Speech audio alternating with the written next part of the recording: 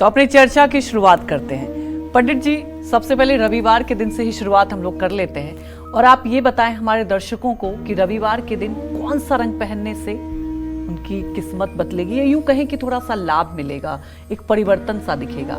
साथ ही हमारे दर्शकों को आप ये भी एक्सप्लेन करें कि अगर रविवार के दिन कौन सा रंग ज्यादा पहनने से नुकसान होगा, उन्हें परेशानी आएगी।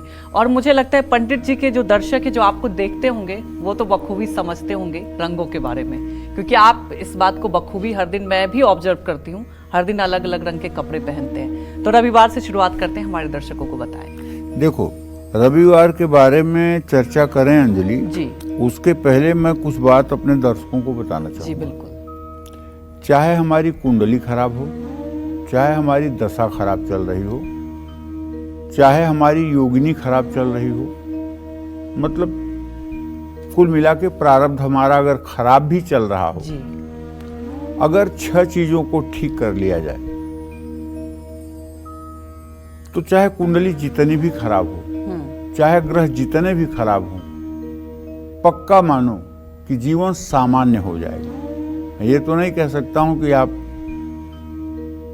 वैभव के शिखर पर पहुंच जाएंगे, मतलब काया पलट नहीं होगी तो ये होगा कि आप एक थोड़ा नॉर्मल सामान्य जीवन से ऊपर का जीवन जीने लगेंगे। जी। वो 6 चीजें क्या है? जी। पहला है ड्रेस और एड्रेस। अच्छा। आपका ड्रेस ऐसा हो कि सामने वाला आपको देखे, अगर कुर्सी पर बैठा हो तो वो आपको रिस्पेक्ट करने के लिए मजबूर हो जाए। इतना शालीन आपका ड्रेस होना चाहिए। ऐसा नहीं कि यहाँ भी कुछ अंग्रेजी में लिखवा लिया, यहाँ भी अंग्रेजी में लिखवा लिया, पीठ पर भी लिखवा लिया, भालू और बाघ का चित्र बनवा लिया। कहीं आपको इज्जत नहीं मिलने वाली है इन सब कपड़ों से। लेकिन अगर आप शालीनता के साथ हल्के कलर के कपड़े और ऊपर नीचे के कपड़े की मैचिंग ठीक हो, उसके हिसाब से आपका जूता चप्पल की सेटिंग ठीक हो, आपके दाढ़ी मूछ का आकार ठीक हो, आपके बालों की बनावट ठीक हो और आप थोड़ा सा स्माइल फेस बना कर रखें, मैं दावे के साथ कहता हूँ आप बस में बैठ जाएंगे, वहाँ भी आपको सीट मिल जाएगी। ट्रेन में जाएंगे, वहाँ भी लोग खिसक कर आपको जगह देंगे। और अगर आप कहीं भी अजनबी जगह पर भी जाएंगे, वहाँ आपको निश्चित रूप से इज्जत मिलेगी। दूसरी बात, एड्रेस। एड्रेस माने होता है जहाँ हम रहते हैं, जी। चाहे वो हमारी ऑफिस हो या हमारा घर। हमारी ऑफिस में अगर कोई आकर हमसे मिलने आ रहा है तो हमारी ऑफिस को देख करके हमारी एक इमेज उसके दिमाग में बन जाती है। कितने बड़े ऑफिस में बंदा काम कर रहा है, हाँ। इतने बेहतरीन ऑफिस में काम कर रहा है, जरूर बढ़िया काम कर रहा होगा। वो फिर आपका पैकेज और सैलरी पूछने की चेष्टा नहीं करेगा, उसे पता है कि आप कुछ ऊंचाई से ज़्यादा ऊंचे हो। या घर की बात है, घर के दरवाजे पर पहुंचते ही सामने वाला व्यक्ति आपके घर को देख करके आपके बारे में मूल्यांकन कर लेता है। अगर घर का शान शौकत देखा तो जूता पहले ही अपने से बिना कहे बाहर निकाल के तब अंदर जाएगा। और अगर देखा कि घर के बाहर कूड़े करकट पड़े हुए हैं तो जूता पहने हुए आपके मंदिर तक चला जाएगा। तो ड्रेस और एड्रेस, पेट में 2 दाना भोजन जरूर कम हो, लेकिन ड्रेस पंचुअल और अच्छा होना चाहिए। बिल्कुल। क्योंकि अगर ड्रेस सही रहेगा तो बाकी सारी समस्याओं का समाधान होगा। एड्रेस सही रहेगा तो जीवन सरल हो जाएगा। दूसरी बात, अन्न और संग। अच्छा। आप अगर बेईमानी से, अधर्म से कमाया हुआ अन्न या किसी की जीव हत्या करके किया हुआ मतलब कि चीज ग्रहण करते हैं तो आपकी निश्चित रूप से बुद्धि भ्रष्ट होगी। और जब आपकी बुद्धि भ्रष्ट होगी तो आपका पतन होगा। 2-4 महीने, 2-4 साल अगर आप सुखी भी रह लें तो इसका मतलब नहीं कि आगे भी आप सुखी रहने वाले हैं। इसका मतलब कि आपका पुण्य का प्रारब्ध जिस दिन क्षीण होगा उस दिन आपको ऐसा भुगतना पड़ेगा जिसकी कोई सीमा नहीं। तो एक तो अन्न और दूसरा संग। संग ऐसी चीज है कि ये अपना असर 2 सेकंड में दिखा देती है। एक लोग कहते हैं कि अगर आप किसी लड़की की शादी करने के लिए जा रहे हैं तो न लड़के के माँ बाप को देखिए, न लड़के के भाई बहन को देखिए। अगर आपको देखना है तो लड़कों के फ्रेंड सर्किल को देखिए, वो कैसे लोगों के बीच में रहता है। और जैसी उसकी फ्रेंड सर्किल होगी वो उसी तरह का होगा। माता पिता से वो प्रभावित नहीं होगा, वो अपने फ्रेंड सर्किल से प्रभावित होगा। तो कहने का मतलब संग दोष जो है ये बहुत बड़ा दोष है, और ये इस लोक के लिए परलोक के लिए दोनों जगह के लिए बहुत ही खतरनाक है। इसलिए न तो असंसदीय भाषा का प्रयोग करना चाहिए, न अवांछित विषयों पर वार्ता करनी चाहिए जी। और न ही बहुत ज्यादा बहुबात करना चाहिए। तुलसी पांचों भगत में ये नहीं सुहात, विषय भोग निद्रा हंसी जगत प्रीति बहुबात। ये 5 चीजें भगवान की उपासना में भी प्रिय नहीं है।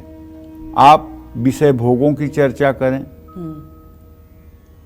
बहुत ज्यादा सोएं, बहुत ज्यादा हर समय ही करते रहें, विषय भोग निद्रा हंसी जगत प्रीत, इस संसार से आपका इतना लगाव हो जाए कि जैसे अब आप जिंदगी भर के लिए अमर हो गए हैं। और बहुबात मतलब कि बेवजह की बातें, ये सब ईश्वरीय साधना में बाधक हैं। तो मैंने आपको बताया ड्रेस, एड्रेस, अन्न और संग। अब 2 चीजें ऐसी बताना चाहूंगा कि जिसे अगर कोई मेरा कहना मान ले तो उसकी जिंदगी में कोई दुख हो ही नहीं सकता। वो है स्वाद और विवाद। स्वाद और विवाद। हाँ, आपके सामने भोजन आ गया, हाँ। चाहे दाल में नमक नहीं है, लेकिन आप पहले तो अगर जरा सा भी आप भारत में जन्मे हैं और आपको भारत में जन्म लेने का गर्व मालूम है, तो आप थोड़ा सा जल अपने हाथ में ले लीजिए और भगवान से कहिए कि हे प्रभु, आपने इतना सुंदर व्यंजन दिया है, ये मैं आपको समर्पित करता हूँ, ये आपके द्वारा दी हुई वस्तु है, आप इसे स्वीकार कर लें तो आपकी जूठन थोड़ी सी मैं भी पालूं। ऐसा कहते हुए भगवान के नाम पर जल गिरा दें और उसके बाद में उसे प्रसाद समझ करके पाएं। अब जब आपने भगवान को भोग लगा दिया तो उसमें नमक है या नहीं है। जब भगवान ने नमक नहीं पाया तो आप क्यों नमक पाओगे? भगवान ने अगर तीखी सब्जी स्वीकार कर ली तो आप क्यों उसको चिल्लाओगे? तो फिर चिल्लाने की जरूरत ही नहीं है। जो भोजन आया है जितना पा सकते हैं उतना पा लें, नहीं पा सकते हैं तो हल्ला गुल्ला न मचाएं, घर में कलह का वातावरण न पैदा करें। अगर पूछे भी आकर के आपको गृहस्वामिनी कि अरे आज तो मैं भूल गई थी, नमक नहीं डाली थी। अच्छा, नहीं डाली थी? नहीं डाली होगी, आपको पता नहीं चला? नहीं, मुझे तो नहीं पता चला, भगवान जी को जब अर्पित कर दिया तो मैं तो खा रहा हूं। देखिए, इतना तो आपको पेशेंस रखना होगा। जो इस पर कंट्रोल कर लिया, मुझे लगता है बहुत सेल्फ कंट्रोल हो जाएगा। हाँ, और दूसरी बात विवाद। छोटी छोटी बातों पर गाड़ी से जा रहे हैं, जरा सा ऊपर नीचे हुआ, गाली गलौज, पकड़ा पकड़ी, मारा मारी, 10 रुपए के लिए चिल्ला चिल्ली, 10 रुपए के लिए मारा मार, क्या है भाई? तो विवाद चाहे किसी प्रकार का हो, विवाद से हमें अगर बच जाएंगे तो हम आगे अपने लक्ष्य की तरफ बढ़ेंगे, और अगर विवाद में ही हम उलझ जाएंगे तो वहीं हम रुक जाएंगे, हम आगे नहीं बढ़ पाएंगे। जी बिल्कुल। हाथी रास्ते से जाता रहता है, इतने कुत्ते हर गली मोहल्ले के उसको भूखते हैं, लेकिन किसी कुत्ते को न वो मारता है न अपनी यात्रा को रोकता है। वो अपनी यात्रा पे चला जाता है, कुत्ते भौंकते रहते हैं, कोई फर्क नहीं पड़ता है। इसी तरह से इस समाज में कोई कहाँ भौंक रहा है, आपसे कोई मतलब नहीं। आप विवाद मत करिए, अपने लक्ष्य की तरफ आगे बढ़िए। अगर आपका लक्ष्य ईश्वर प्राप्ति है, अगर आपका लक्ष्य अच्छा इंसान बनना है, अगर आपका लक्ष्य अपने परिवार को उन्नति प्रदान करना है, अगर आपका लक्ष्य अपने गरीबी को मारना है, तो आप अपने टारगेट पर फोकस करिए और बीच में इधर उधर मत होइए जी। अब इसी में एक चीज वस्त्र है, इसी में 6 में से एक चीज वस्त्र है। जैसे देखो ना, इस समय भाजपा की सरकार चल रही है। अगर आप भाजपा का झंडा लगा करके और दिल्ली में और यूपी में जाइए तो आपको बिना गलती किसी की हिम्मत नहीं है कोई रोक दे। इसलिए उन्हें पता है कि लगाया है भाजपा का झंडा, जरूर इसका कोई नेता होता से परिचय होगा, कोई बड़े लोगों से परिचय होगा, तो इसको छेड़ना उचित नहीं है। बहुत गलती आप करेंगे तभी आपको रोका जाएगा।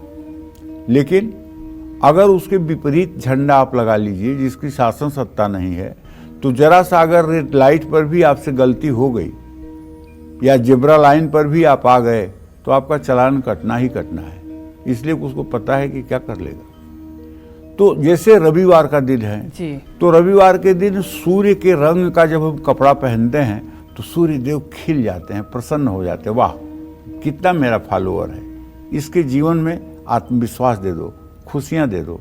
आप समझ रहे हो ना हमारी बात को। तो जैसे रविवार पर आपने पूछा, जी बिल्कुल, तो रविवार सूर्य का दिन है, ठीक है। और सूर्य जो है आत्मा का कारक है। सूर्य अहंकार भी देता है, लेकिन सूर्य सहानुभूति भी पैदा करता है। सूर्य मान सम्मान, सेहत, ऊर्जा, पिता, राजनीति, चिकित्सा, विज्ञान, प्रतिष्ठा और बहादुरी का कारक ग्रह है। तो रविवार को हल्के पीले रंग, हल्के लाल रंग और केसरिया रंग और गुलाबी रंग के कपड़े पहनने से सूर्य को बल मिलता है और सूर्य की सकारात्मक शक्तियां शरीर में आती हैं। लेकिन बहुत ज्यादा वाला गहरा पीला रंग पहनने से व्यक्ति में इमोशन बढ़ जाता है, भावुकता बढ़ जाती है। ऐसा आदमी बात बात में आंखों से आंसू गिराने लगता है और ऐसे आदमी को भावुकता बहुत परेशान करती है। और डिप्रेशन, एंजाइटी और आत्महत्या करने की प्रवृत्ति में भी बढ़ोतरी होती है। तो बहुत ज्यादा केसरिया रंग पहनने से फ्रस्ट्रेशन बढ़ता है, अपरिपक्वता आती है। बहुत ज्यादा लाल रंग पहनने से क्रोध में वृद्धि होती है। तो मैंने कहा ना, लाल पहनना है हल्का लाल, पीला पहनना है हल्का पीला, केसरिया पहनना है हल्की केसरिया, या पिंक पहनना है। ये कपड़े अगर आप रविवार के दिन पहनेंगे तो आप विश्वास करिए आपका आत्मविश्वास चढ़कर बोलेगा। और अगर आप किसी इंटरव्यू में जा रहे हैं, कहीं आपका इंटरव्यू होने वाला है और कपड़ा आपके दिन के हिसाब से है, कोई आपको दबा नहीं पाएगा, कोई आपको प्रश्न करके निरुत्तर नहीं कर पाएगा। अगर आप किसी इंटरव्यू के लिए जा रहे हैं, अगर आप दिन के हिसाब से कपड़े पहन के जाएंगे, आप विश्वास करिए, मैं अपनी आजमाई हुई बात कह रहा हूँ। देखिए, एक तो होता है कि थियरी हमने पढ़ लिया कि हलवा कैसे बनाया जाता है, और एक होता है कि हलवा की थियरी पढ़ा, हलवा को बनाया और हलवा को खाया तो उसका स्वाद कैसा है तब बताना होता है।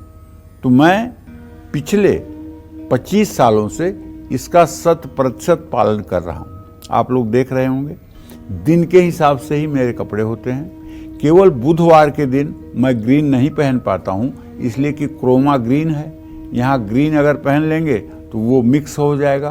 केवल बुधवार के अलावा आप, और हाँ, बुधवार को भी यहाँ से घर पहुँचते ही वो कपड़ा निकाल करके रख करके तुरंत हरे रंग का कपड़ा पहन लेता हूँ।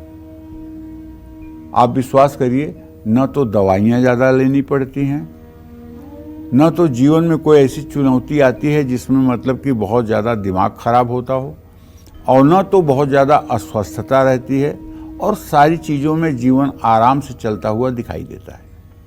मैं अपने दर्शकों से इतना तो चाह ही सकता हूँ कि आपका जीवन अच्छा हो, आपका भविष्य मंगलमय हो, आप सुख समृद्धि के रास्ते पर बढ़ें और आपका अगला जन्म भी अच्छा हो। इसके लिए आप अपने परिवेश को, अपने वेश को अगर दिन के हिसाब से कर लें तो निश्चित रूप से परेशानियां समाप्त हो जाएंगी, जीवन आसान हो जाएगा, उलझनें समाप्त हो जाएंगी और आप सुखी जीवन की तरफ अग्रसर होंगे। जय मां विंध्यवासिनी।